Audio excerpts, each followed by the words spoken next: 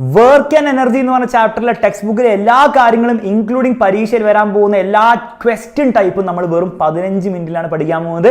അപ്പോൾ ഈ 15 മിനിറ്റിൽ ഈ കംപ്ലീറ്റ് ചാപ്റ്റർ നിങ്ങൾക്ക് പഠിച്ചെടുക്കണം എന്ന് ആഗ്രഹം ഉണ്ടെങ്കിൽ ഈ വീഡിയോ ഫുൾ ആയിട്ട് നിങ്ങൾ കാണാം. ഓൾസോ വീഡിയോ യൂസ്ഫുൾ ആയെങ്കിൽ ഫ്രണ്ട്സിന് എല്ലാവർക്കും ഷെയർ ചെയ്യുക. കമന്റ് ബോക്സിൽ ഇഷ്ടമായെങ്കിൽ ഇഷ്ടമായെന്ന് കമന്റ് ചെയ്യാൻ ഒരു മടിയും കാണിക്കരുത്. നമുക്ക് ചാപ്റ്റർ സ്റ്റാർട്ട് ചെയ്യാം. ആദ്യം നമുക്ക് പഠിക്കാനുള്ളത് എന്താണ് ഈ വർക്ക് അഥവാ പ്രവൃത്തി എന്നാണ്. വളരെ സിമ്പിളായി പറഞ്ഞാൽ അത്രയേ ഉള്ളൂ. ഒരു സാധനത്തിന് നിങ്ങൾ മുന്നോട്ട് നീക്കണമെങ്കിൽ നിങ്ങളൊരു ഫോഴ്സ് കൊടുക്കണം. ആ ഫോഴ്സ് കൊടുത്താൽ മുന്നോട്ട് നീങ്ങും, ഒരു ഡിസ്റ്റൻസ് നീങ്ങും, അഥവാ ഒരു ഡിസ്പ്ലേസ്മെൻറ്റ് ഉണ്ടാവും. അങ്ങനെ ഉണ്ടായാൽ ഫോഴ്സ് കൊടുത്ത് ഡിസ്പ്ലേസ്മെൻറ്റ് ഉണ്ടായാൽ നമ്മൾ പറയും അവിടെ വർക്ക് നടന്നു അഥവാ പ്രവൃത്തി നടന്നു എന്ന്. അപ്പോൾ വർക്കിൻ്റെ ഡെഫിനിഷൻ എക്സാമിൽ ചോദിക്കാം. അപ്പോൾ എഴുതി വെക്കണം. Work is set to be done by a force if there is displacement for the object in the direction of the force. ഒരു വസ്തുവിൽ ബലം പ്രയോഗിക്കുകയും അതുമൂലം വസ്തുവിന് ബലത്തിൻ്റെ ദിശയിൽ സ്ഥാനാന്തരം സംഭവിക്കുകയും ചെയ്യുന്നുണ്ടെങ്കിൽ ബലം വസ്തുവിൽ പ്രവൃത്തി ചെയ്തു എന്ന് നമുക്ക് കണക്കാക്കാം. അങ്ങനെയാണ് ഫോഴ്സും ഡിസ്പ്ലേസ്മെന്റ് ഉണ്ടെങ്കിൽ വർക്ക് ഉണ്ട് എന്നുള്ള കാര്യം മനസ്സിലായി. അങ്ങനെയാണ് എത്രയാണ് work, what is the measure of work അഥവാ ഫോർമുല ഓഫ് വർക്ക്. ആ ഫോഴ്സും ഡിസ്പ്ലേസ്മെന്റ് മൾട്ടിപ്ലൈ ചെയ്യുക. വർക്ക് എന്ന് പറഞ്ഞാൽ ഫോഴ്സ് കൊടുത്തില്ലേ, ഡിസ്പ്ലേസ്മെന്റ് ഉണ്ടായില്ലേ, ഫോഴ്സും ഡിസ്പ്ലേസ്മെന്റ് മൾട്ടിപ്ലൈ ചെയ്താൽ യു വിൽ ഗെറ്റ് വർക്ക്. വർക്കിന്റെ SI യൂണിറ്റ് മക്കളെ പഠിച്ചു വെച്ചാൽ ജൂൾ ആണ് എന്നുള്ള കാര്യം മനസ്സിലാക്കുക. വർക്ക് ഡയറക്ഷൻ ഇല്ലാത്ത ഒരു സ്കെയിലാർ ക്വാണ്ടിറ്റിയാണ്, വെക്റ്റർ ക്വാണ്ടിറ്റി അല്ല എന്നുള്ള കാര്യം കൂടെ പഠിച്ചു വെക്കാം. ബേസ്ഡ് ആയിട്ട് ന്യൂമറിക്കൽ ചോദ്യങ്ങളൊക്കെ വരാം. ഒരു ബ്ലോക്കിൻ്റെ മുകളിലെ ഫോഴ്സ് 2 ന്യൂട്ടനാണ്, ഡിസ്പ്ലേസ്മെൻറ്റ് 3 മീറ്ററാണ്, വർക്ക് 3 ഫോഴ്സിൻ്റെ ഡിസ്പ്ലേസ്മെൻ്റ് ആണ്. 2 × 3 ഇട്ട് കൊടുക്കുക, 6 ജൂൾ കിട്ടും. സിമ്പിളായിട്ട് ആൻസർ കിട്ടി. പരീക്ഷ ചോദിക്കാം വാട്ട് ഈസ് 1 ജൂൾ, അല്ലെങ്കിൽ ഡിഫൈൻ 1 ജൂൾ ഡിഫൈൻ ചെയ്യും പറയും. ഒന്നുമില്ല, വർക്കിൻ്റെ ഫോർമുല F/S എന്ന് എഴുതുക. 1 കിട്ടാൻ വേണ്ടി നമ്മൾ എന്ത് ചെയ്യണം, ഫോഴ്സ് 1 ആക്കുക, ഡിസ്പ്ലേസ്മെൻറ്റ് 1 ആക്കുക, 1 ന്യൂട്ടൺ × 1 മീറ്റർ ആക്കുക. അപ്പോൾ 1 ന്യൂട്ടൺ മീറ്റർ ആണ് നമുക്ക് 1 ജൂളായിട്ട് കിട്ടുക. ഇതിൻ്റെ ഡെഫിനിഷൻ എന്താണ്? ഡെഫിനിഷൻ ഒന്നുമില്ല. 1 ന്യൂട്ടൺ ഫോഴ്സ് കൊടുക്കുമ്പോൾ ഒരു സാധനം 1 മീറ്റർ നീങ്ങിയാൽ അപ്പോൾ നമ്മൾ ചെയ്ത വർക്ക് 1 ജൂളായി നമ്മൾ കണക്കാക്കും. ഓക്കെ, അപ്പോൾ ആ കാര്യം ഇംഗ്ലീഷിൽ മലയാളത്തിൽ എഴുതി വെക്കുക. പരീക്ഷയിൽ ഇതുപോലത്തെ ഒരു 1 മാർക്ക് ചോദ്യം ചോദിക്കാൻ ചാൻസ് ഉണ്ട്. വർക്ക് ഡൺ ബൈ അഥവാ വർക്ക് ഡൺ അഗെയിൻസ്റ്റ് ഗ്രാവിറ്റി ആണ് അടുത്ത സംഭവം. എന്താ വർക്ക് ഡൺ അഗെയിൻസ്റ്റ് ഗ്രാവിറ്റി? അവിടെ ഒന്നുമില്ല. ഒരു ഒബ്ജക്റ്റിന്റെ മുകളിൽ ഗ്രാവിറ്റേഷൻ ഫോഴ്സ് mg താഴേക്ക് ഉണ്ടാവും. അപ്പോൾ അവനെ മുകളിലേക്ക് പോക്കാൻ നമ്മൾ മിനിമം കൊടുക്കേണ്ട ഫോഴ്സ് നമ്മൾ ഓപ്പോസിറ്റ് ഡയറക്ഷനിൽ mg ആണ്. അപ്പോൾ mg ഫോഴ്സ് കൊടുത്ത് ഇവനെ നമ്മൾ ഈ ഹൈറ്റിൽ എത്തിച്ചാൽ നമ്മൾ ചെയ്ത വർക്ക് എത്രയാ? വർക്ക് എന്ന് പറഞ്ഞാൽ ഫോഴ്സിൻ്റെ ഡിസ്പ്ലേസ്മെന്റ് ആണ്. ഫോഴ്സ് നമ്മൾ കൊടുക്കുന്ന mg ആണ്. ഡിസ്പ്ലേസ്മെന്റ് h ഹൈറ്റിലേക്ക് എത്തിച്ചാൽ അപ്പോൾ h ആണ്. അപ്പോൾ നമ്മൾ ചെയ്ത work is equal to mgh അല്ലേ. അപ്പോൾ നമ്മൾ ഗ്രാവിറ്റിക്ക് അഗെയിൻസ്റ്റ് ഒരു സാധനത്തിനെ മൂവ് ചെയ്യേണ്ട വർക്ക് എത്രയാണ്? W is equal to mgh എന്നുള്ളത് ഓർത്ത് വെക്കുക. പരീക്ഷയിൽ ഇത് ബേസ്ഡ് ആയിട്ട് ന്യൂമറിക്കൽ എന്തായാലും ചോദിക്കാൻ ചാൻസ് ഉണ്ട്. നോക്കാം. ഒരു സാധനത്തിൻ്റെ വർക്ക് കണ്ടുപിടിക്കാൻ lift an object of A mass 100 gram ആണ് ടു എ ഹൈറ്റ് 1 മീറ്റർ ഹൈറ്റിലേക്ക് പൊക്കാൻ വേണ്ടിയിട്ട് വർക്ക് കണ്ടുപിടിക്കാൻ പറഞ്ഞു. അപ്പോൾ ആദ്യം നിങ്ങൾ ചെയ്യേണ്ടത് മാസിനെ കൺവേർട്ട് ചെയ്യണം ഗ്രാമിൽ കിലോഗ്രാമിലേക്ക്. കൺവേർട്ട് ചെയ്യാൻ അറിയില്ല, പഠിച്ചു. 1000 കൊണ്ട് ഡിവൈഡ് ചെയ്യുക. 2 പൂജ്യം ഇങ്ങനെ കട്ടായി പോയി. അപ്പോൾ 1/10 എന്ന് കിട്ടും. 1/10 എന്ന് പറഞ്ഞാൽ എന്താണോ, ഒരു പൂജ്യം അല്ലേ, അപ്പോൾ ഒരു ചാട്ടം ചാടാ പോയിന്റ് ഇടുക, ദറ്റ് ഈസ് 0.1. അപ്പോൾ ആ കാര്യം പഠിച്ചു. 1000 കൊണ്ട് ഡിവൈഡ് ചെയ്യണം കേട്ടോ. അപ്പോൾ 0.1 എന്ന് കിട്ടി. ഇനി വർക്കിൻ്റെ ഫോർമുല നമുക്കറിയില്ലേ, വർക്ക് ഡൺ അഗെയിൻസ്റ്റ് ഗ്രാവിറ്റി നേരെ എഴുതി വെക്കുക, mgh ആണ്, സബ്സ്റ്റിറ്റ്യൂട്ട് ചെയ്യുക, 1 ജൂൾ എന്ന് കിട്ടും. വാട്ട് എവർ ദി ആൻസർ അത് നിങ്ങൾക്ക് കിട്ടുന്നതായിരിക്കും. അപ്പോൾ സിമ്പിളായിട്ട് W = mgh ഫോർമുല ഓർത്ത് വെച്ചോളൂ, ഡയറക്റ്റ് ആയിട്ട് നിങ്ങൾക്ക് ആൻസർ കിട്ടുന്നതായിരിക്കും. ഓക്കെ, അടുത്തുള്ളത് പോസിറ്റീവ് വർക്ക് നെഗറ്റീവ് വർക്ക്. എന്താ ഈ പോസിറ്റീവ് വർക്ക്? എടോ, നിങ്ങൾ ഫോഴ്സ് കൊടുത്തു, നിങ്ങൾ ഫോഴ്സ് കൊടുത്ത അതേ ഡയറക്ഷനാണ് ഡിസ്പ്ലേസ്മെന്റ് ഉണ്ടായെങ്കിൽ ഇറ്റ് ഈസ് പോസിറ്റീവ് വർക്ക്. എന്നാൽ നേരെ തിരിച്ച് നിങ്ങൾ ഫോഴ്സ് കൊടുത്തു, അതിൻ്റെ ഓപ്പോസിറ്റ് ഡയറക്ഷനാണ് ഡിസ്പ്ലേസ്മെന്റ് ഉണ്ടായെങ്കിൽ ഇറ്റ് ഈസ് നെഗറ്റീവ് വർക്ക്. അപ്പോൾ ഈ ഒരു കാര്യം ഒന്ന് പഠിച്ചു വെക്കുക. ഇത് ബേസ്ഡ് ആയിട്ട് പ്രാക്ടിക്കൽ ആപ്ലിക്കേഷൻ ചോദ്യം ചോദിക്കാൻ ചാൻസ് ഉണ്ട്. ഫോർ എക്സാമ്പിൾ നമുക്ക് 2-3 ചോദ്യങ്ങൾ നോക്കാം. The work done by force of gravity on a stone when it is thrown up. എടോ, ഒരു സ്റ്റോൺ മുകളിലേക്ക് പോകുമ്പോൾ ഗ്രാവിറ്റി ചെയ്യുന്ന വർക്ക് എന്താണ്? എടോ, മുകളിലേക്ക് പോകുമ്പോൾ ഡിസ്പ്ലേസ്മെന്റ് മുകളിലേക്കാണ്, പക്ഷേ ഗ്രാവിറ്റിയുടെ ഫോഴ്സ് mg താഴേക്കാണ്. ഫോഴ്സും ഡിസ്പ്ലേസ്മെന്റും ഓപ്പോസിറ്റ് ആയാൽ വർക്ക് ഈസ് നെഗറ്റീവ് എന്നുള്ള കാര്യം ഓർത്തുക. അപ്പോൾ ഇവിടെ ഗ്രാവിറ്റി ചെയ്യുന്ന വർക്ക് നെഗറ്റീവ് ആണ്. നെക്സ്റ്റ് ചോദ്യം, work done on stone by applied force when we throw the stone upwards. മുകളിലേക്ക് കല്ല് എറിയുമ്പോൾ നമ്മൾ കൊടുക്കുന്ന ഫോഴ്സ്, അപ്ലൈഡ് ഫോഴ്സ് എന്താ ചെയ്യുന്നത്? എടോ, നമ്മൾ മുകളിലേക്ക് ഫോഴ്സ് കൊടുത്തു, സാധനം മുകളിലേക്ക് പോയി, രണ്ടും ഒരേ ഡയറക്ഷനിലാണ്, ഫോഴ്സും ഡിസ്പ്ലേസ്മെന്റ് ഒരേ ഡയറക്ഷനിലാണ്. അപ്പോൾ നമ്മൾ അപ്ലൈ ചെയ്ത ഫോഴ്സ് ചെയ്യുന്ന വർക്ക് പോസിറ്റീവ് ആണ്, കാരണം നമ്മൾ കൊടുത്ത ഫോഴ്സ് ഡയറക്ഷനിൽ തന്നെയാണ് ഡിസ്പ്ലേസ്മെന്റ് ഉണ്ടായത്. അടുത്ത ചോദ്യത്തിൽ നമുക്ക് നോക്കാം. Work done by force applied by a crane on the object by lifting it. അവിടെ ക്രെയിൻ മുകളിലേക്ക് പോക്കുമ്പോൾ സാധനത്തിന് ഡിസ്പ്ലേസ്മെന്റ് മുകളിലേക്കാണ്, കാരണം ലിഫ്റ്റിംഗ് ഇറ്റ് എന്നാ പറഞ്ഞത്. സാധനം മുകളിലേക്ക് പോകുന്നുണ്ട്, ഫോഴ്സ് കൊടുക്കേണ്ടതാ ക്രെയിൻ താഴേക്ക് ഫോഴ്സ് എടുത്തിട്ടാണോ സാധനത്തിന് മുകളിലേക്ക് പോകുന്നത്? അല്ല, മുകളിലേക്ക് ഫോഴ്സ് എടുത്തിട്ടാണ് സാധനത്തിന് മുകളിലേക്ക് പോകുന്നത്. അപ്പോൾ ഫോഴ്സും ഡിസ്പ്ലേസ്മെന്റ് ഡയറക്ഷനിലല്ലേ, ഒന്നും ആലോചിക്കാനല്ലേ. Work done is positive.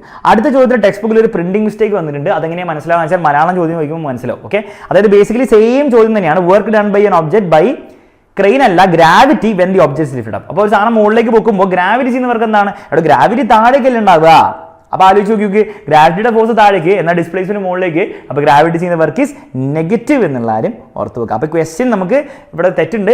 Crane ചെയ്യുന്ന വർക്കാണെന്ന് വീണ്ടും ഒരു ചോദിച്ച പോലെയാണെങ്കിൽ പോസിറ്റീവ് തന്നെയാണ്. പക്ഷേ ഗ്രാവിറ്റി എന്നുള്ള ആ കറക്ഷനും കൂടി വരുത്തിയാൽ വർക്ക് ആൻസർ നെഗറ്റീവ് ആവുന്നുള്ള കാര്യം ഓർത്ത് വെക്കുക കേട്ടോ.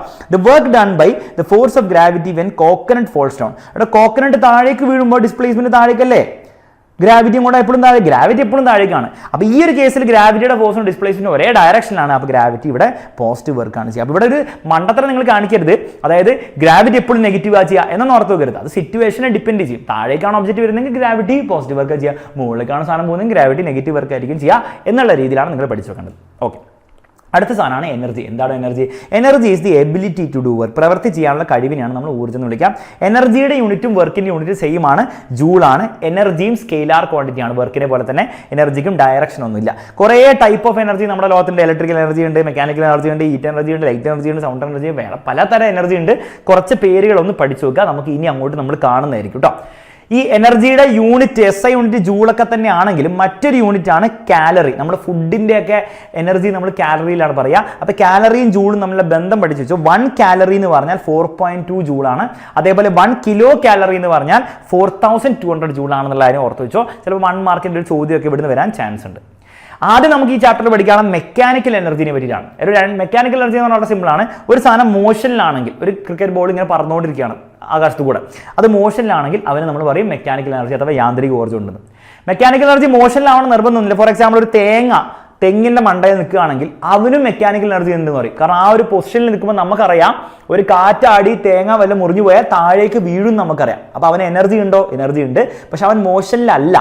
അപ്പോൾ അങ്ങനെ പൊസിഷൻ കാരണമുള്ള എനർജീനെ നമ്മൾ മെക്കാനിക്കൽ എനർജി എന്ന് വിളിക്കും. അതായത് ബേസിക്കലി മെക്കാനിക്കൽ എനർജീനെ നമ്മൾ രണ്ടായിട്ട് ഡിവൈഡ് ചെയ്യും.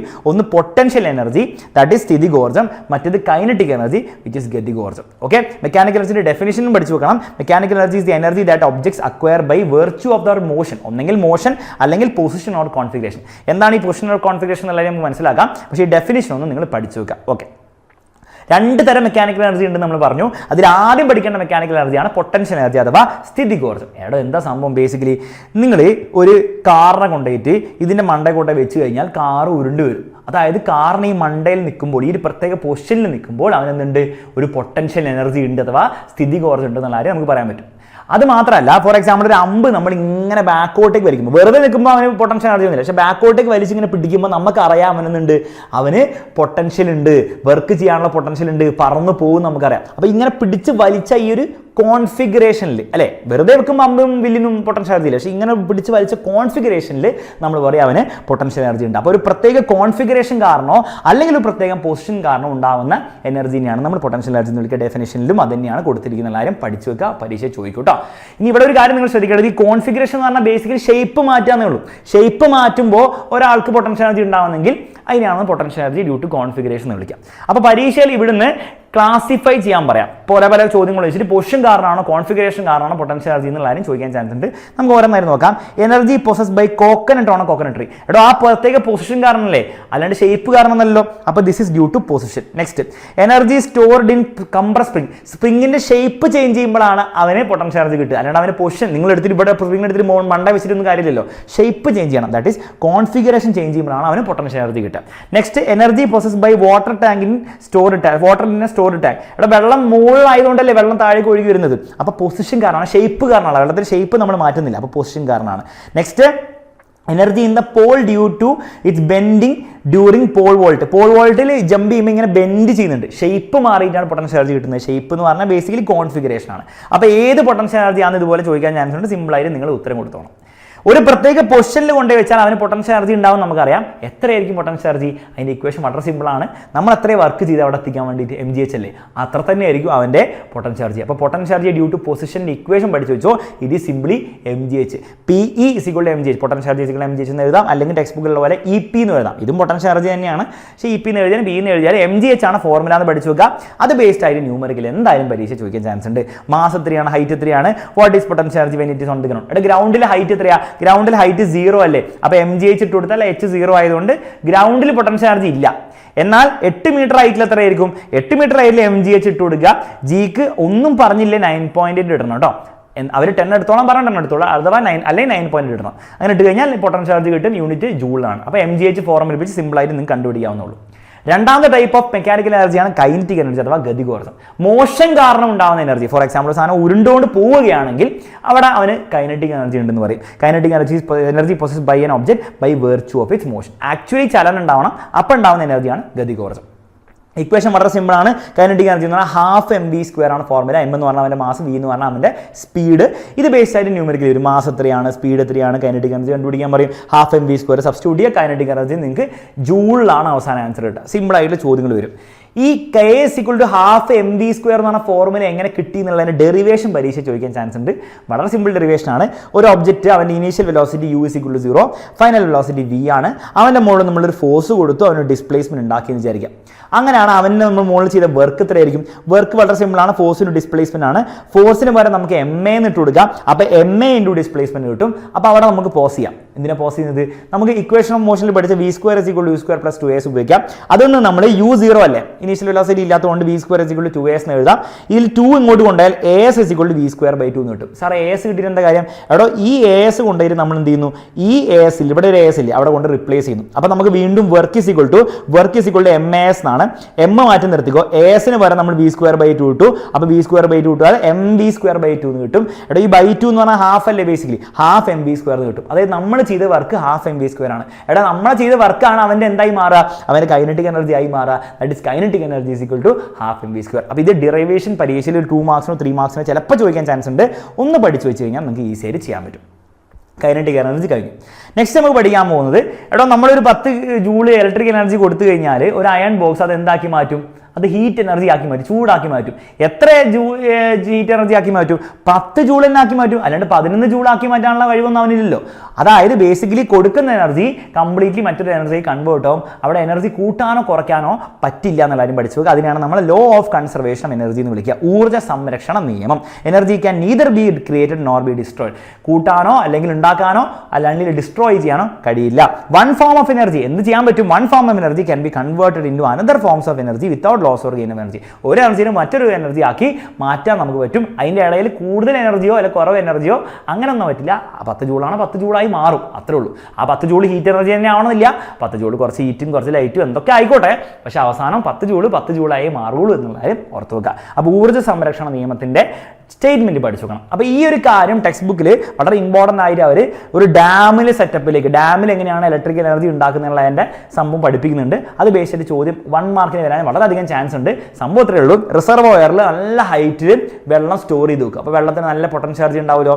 എന്നിട്ട് അതൊരു പെൻസ്റ്റോക്ക് പൈപ്പ് വഴി ഒഴുക്കി വിടും നല്ല ഫോഴ്സിൽ. അപ്പോൾ പെൻസ്റ്റോക്ക് പൈപ്പിലൂടെ ഇപ്പോൾ ഒഴുകി വരുമ്പോൾ അവന് കൈനറ്റിക് എനർജി ഉണ്ടാവും, മോഷൻ ഉണ്ട്.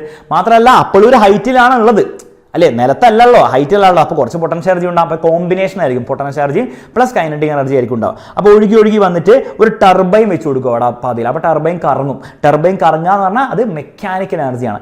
ആ മെക്കാനിക്കൽ എനർജി കാരണം ഇവിടെ ഒരു ജനറേറ്റർ വെച്ച് കൊടുക്കും. ആ ജനറേറ്റർ എന്തുണ്ടാക്കും? ഇലക്ട്രിക്കൽ എനർജി ഉണ്ടാക്കും. ആ ഇലക്ട്രിക്കൽ എനർജി അഥവാ ഇലക്ട്രിസിറ്റിയാണ് നമ്മുടെ വീട്ടിലെത്തുന്നത്. അപ്പോൾ ഈ ഒരു എനർജി കൺവേർഷൻ സംഗതി ഒന്ന് ഓർത്തുക, പരീക്ഷയിൽ ചോദിക്കാൻ ചാൻസ് ഉണ്ട്. മാത്രമല്ല വേണമെങ്കിൽ ചോദിക്കാം, ഇവരെങ്ങനെ ഈ പൊട്ടൻഷ്യൽ ചാർജ് കിട്ടി? കാരണം എനർജി ഉണ്ടാക്കാൻ പറ്റില്ല എന്നല്ലേ പറഞ്ഞു. അപ്പോൾ എങ്ങനെയാണ് പൊട്ടൻഷ്യൽ ചാർജ് കിട്ടിയത്? എടോ ഇതിന് പൊട്ടൻഷ്യൽ ചാർജ് മാജിക്കലി അല്ല കിട്ടിയത്. നമ്മുടെ സൂര്യനുണ്ട്, സൂര്യൻ ഓഷ്യനും പല ലേക്കിൽ നിന്നൊക്കെ വെള്ളത്തിന് ഇവാപ്പറേറ്റ് ചെയ്ത് ഈ മേഘത്തിലേക്ക് സ്റ്റോർ ചെയ്യിക്കും. മേഘം എവിടെയൊക്കെ പോവും.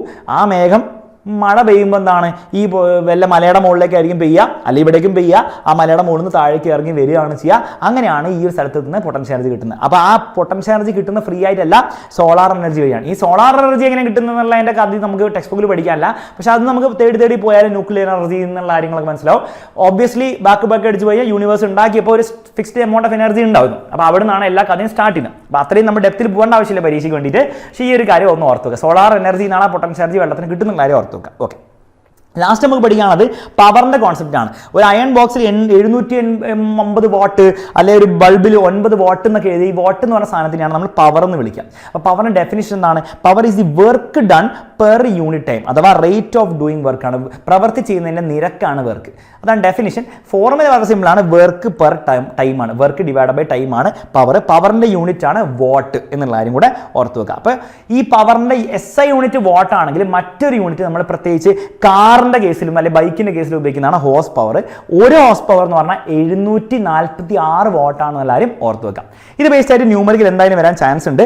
Calculate the power of N electric iron if 15 kilo joule. Kilo എന്ന് പറഞ്ഞാൽ 1000 എന്നാണ്. അപ്പോൾ 15,000 joule work is done in 20 second.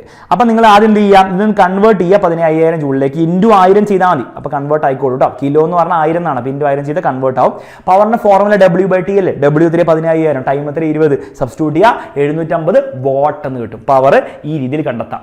ഇത്രയും കാര്യങ്ങൾ നിങ്ങൾ പഠിച്ചു വെച്ചാൽ ഞാൻ ഗ്യാരണ്ടി ചെയ്യുന്നു മക്കളെ, ഈ ചാപ്റ്ററിന് എന്ത് ചോദിച്ചാലും എങ്ങനെ ചോദിച്ചാലും നിങ്ങൾ ഉത്തരം പറഞ്ഞിരിക്കും. ഓക്കെ, അപ്പോൾ നമ്മളിവിടെ സമ്മറി അല്ല ചെയ്തത്, കംപ്ലീറ്റ് ചാപ്റ്റർ ടെക്സ്റ്റ് ബുക്കിലെ എല്ലാ കോൺസെപ്റ്റ്സും ഇൻക്ലൂഡിങ് പരീക്ഷയിൽ വരാനുള്ള ടൈപ്പ് ഓഫ് ഇമ്പോർട്ടൻറ്റ് ചോദ്യങ്ങളും നമ്മൾ നോക്കിയിട്ടുണ്ട്. അപ്പോൾ 100% കോൺഫിഡൻസോട് നിങ്ങൾക്ക് പരീക്ഷ ഹാളിലേക്ക് പോകാം. ഈ ഒരു വീഡിയോ നിങ്ങൾക്ക് യൂസ്ഫുൾ ആയി തോന്നുകയാണ് എല്ലാ ഫ്രണ്ട്സിനും നിങ്ങൾ ദയവ് ഷെയർ ചെയ്യണം. എല്ലാവർക്കും പെട്ടെന്ന് പഠിച്ചെടുക്കാൻ ഭയങ്കര യൂസ്ഫുൾ ആയിട്ടുള്ള വീഡിയോ ആയിരിക്കും. ഓൾസോ കമന്റ് ബോക്സിൽ ഇഷ്ടമായെന്ന് കമന്റ് ചെയ്യാൻ ഒരു മടിയും നിങ്ങൾ കാണിക്കരുത്. മറ്റൊരു വീഡിയോയിൽ നമുക്ക് വീണ്ടും കാണാം. എല്ലാവർക്കും പരീക്ഷയ്ക്ക് വേണ്ടി all the best. Bye bye and take care.